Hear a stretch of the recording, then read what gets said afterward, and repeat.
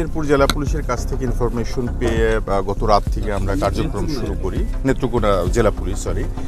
তো এখানে আমরা যেটা দেখেছি যে প্রাইমারিলি আমরা একটা ইনফরমেশন পেয়েছিলাম যে এখানে এক্সপ্লোসিভস ডিভাইস এই জাতীয় জিনিস এবং ফায়ার আর্মস জাতীয় জিনিস থাকতে পারে।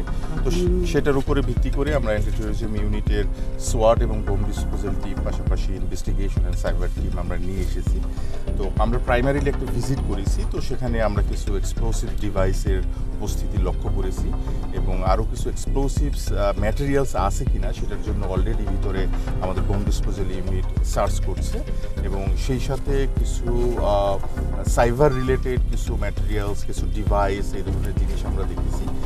সেটাকে আমাদের যে সাইবার ক্রাইম টিম আছে তারা সেগুলো নিয়ে কাজ করছে।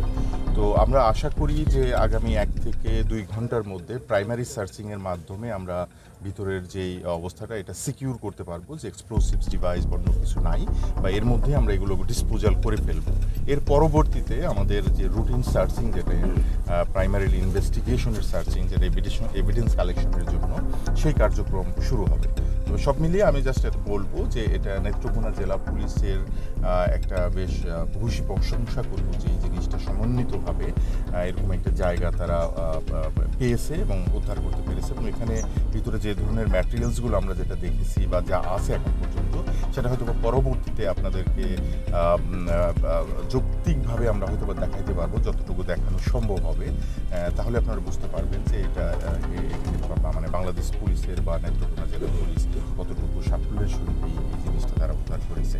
তো সব মিলিয়ে আমি বলবো যে এই ঘটনায় অনেকগুলো ঘটনায় হয়তো বা আমাদের যেগুলো আগের তথ্য ছিল সেগুলো খোলাসা হবে এবং এটা একটা বড় অর্জন যে অ্যান্টি টেররিজম ইউনিট আমরা ন্যাশন ওয়াইড যে কাজটা করি সেই কাজের একটা গুরুত্বপূর্ণ একটা সাফল্য আমি বলবো যে এখান থেকে আসার সম্ভাবনা রয়েছে। সে ধরনের তথ্য আমরা এখান থেকে পেতে পারি।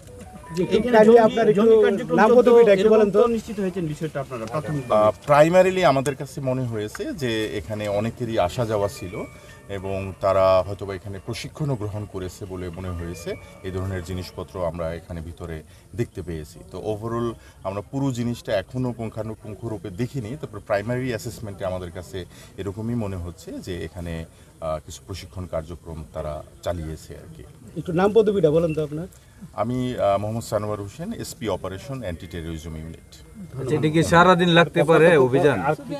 ওভারঅল ভিতরে যা দেখেছি তাতে আমাদের বেশ সময় লাগবে আর কি এটা কার্যক্রমটা শেষ করতে। কিন্তু সরঞ্জাম যেগুলো আছে এগুলো কি পাইছেন? মানে এগুলো প্রাইমারিলি অ্যাকচুয়ালি এই মুহূর্তে বলতে চাই না, তবে আমরা যেটা জানি যে বিভিন্ন ধরনের ড্রেন আমরা আগে যেগুলো আবিষ্কার করেছি জঙ্গির, তো সেই ড্রেনগুলোতে প্রশিক্ষণ কার্যক্রমে তারা যে ধরনের জিনিসপত্রগুলো ব্যবহার করে অলমোস্ট সেই ধরনের জিনিসগুলো তো আছেও, তার থেকে অতিরিক্ত অনেক সফিস্টিকেটেড জিনিসও এখানে রয়েছে।